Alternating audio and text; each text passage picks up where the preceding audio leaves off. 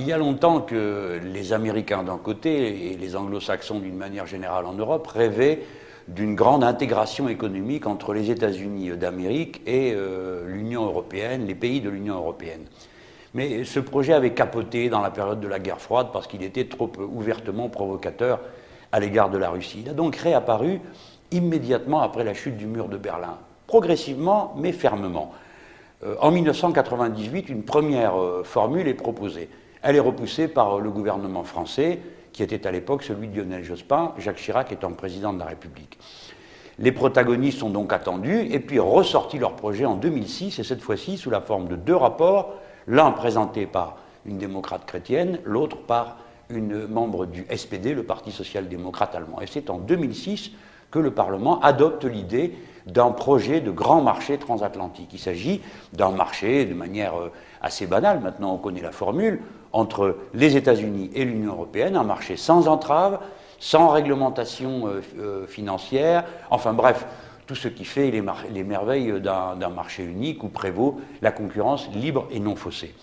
Un bond en avant a été fait en 2007 sous la présidence de Mme Merkel, qui présidait l'Union européenne à ce moment. Il y a eu une rencontre entre Bush, Barroso, Merkel, et les trois ensemble ont non seulement décidé d'amplifier le mouvement, de confirmer la date de 2015 comme date à laquelle le grand marché devrait être accompli, mais aussi créer un organisme qui est le Conseil européen transatlantique, le Conseil économique transatlantique, et ce Conseil économique transatlantique a déjà rendu 3 rapports. Si je mentionne ce chiffre des 3 rapports, c'est pour la raison que personne n'en a jamais entendu parler nulle part, et que ça ne fait que souligner le caractère tout à fait adémocratique de la procédure, car ce Conseil est chargé, lui, de mettre en place le grand marché pour 2015.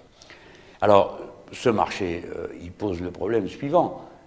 Comme, au fond, le marché unique, nous sommes maintenant bien placés pour savoir qu'un marché sans entrave réglementaire, avec la totale liberté de circulation des marchandises et des capitaux, progressivement aboutit premièrement à un dumping social total, à la règle du moins-disant social, financier, fiscal, ça c'est ce que nous avons pu vérifier en Europe, et surtout que progressivement se désintègrent toutes les structures collectives que la vieille Europe a cultivées au fil des luttes de classe et des conquêtes progressives. Je pense à toutes les institutions de santé, de services publics, d'éducation qui reposent sur le principe de la répartition et du service public, toutes choses qui sont absolument inconnues des États-Unis d'Amérique, et vous pensez bien que l'ajustement entre les deux se fait toujours dans le sens de la marchandisation d'absolument tous les biens et services.